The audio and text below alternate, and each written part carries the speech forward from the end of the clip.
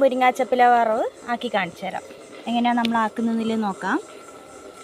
നമ്മൾക്ക് ഇതിൻ്റെ ഇല മാത്രമായി ഒന്ന് മാറ്റണം. അപ്പം നമുക്ക് അത് എങ്ങനെയാണെന്ന് നോക്കാം.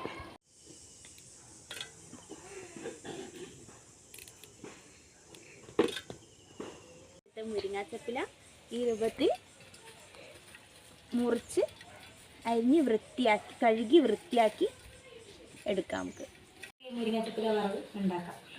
അങ്ങനെ ഞാൻ ഈ മുരിങ്ങാച്ചപ്പില കഴുകി വൃത്തിയാക്കി വെച്ചിട്ടുണ്ട്.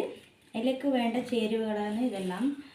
കുറച്ച് തേങ്ങ, കുറച്ച് മുളക് പൊടി, കുറച്ച് മഞ്ഞൾപ്പൊടി, പിന്നെ കുറച്ച് വെളുത്തുള്ളി, പിന്നെ അരി വറുത്ത് പൊടിച്ചത്, ആവശ്യത്തിന് ഉപ്പ്.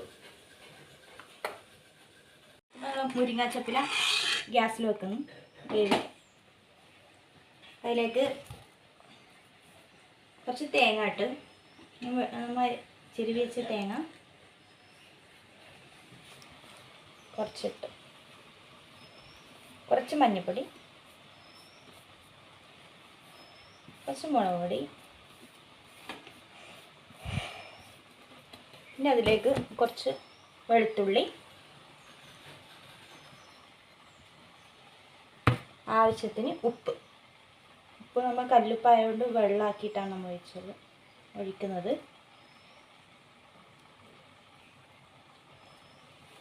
ഇനി നമുക്കിത് നന്നായിട്ട് ഇളക്കിയിട്ട്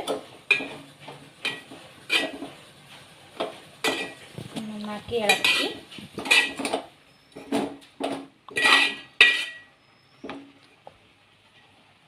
ഇളക്കി വെച്ചതിന് ശേഷം തീ കുറച്ച്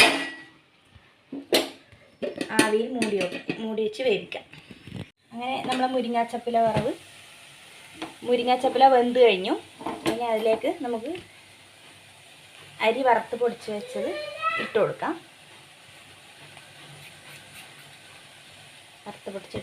ഇത് നന്നായിട്ടൊന്ന് ഇളക്കാം. നന്നായിട്ടൊന്ന് ഇളക്കി കൊടുക്കാം.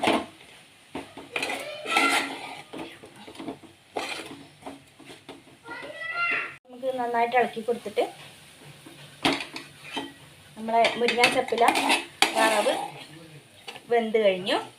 നമുക്കിത് തീ ഓഫാക്കാം.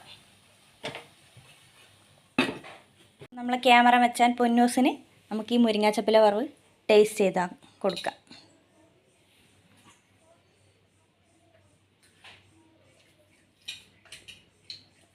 സൂപ്പർ. നിങ്ങൾ ഇതൊന്ന് ട്രൈ ചെയ്ത് നോക്കൂ. ഇഷ്ടപ്പെട്ടവർ ലൈക്ക് ആൻഡ് സബ്സ്ക്രൈബ്.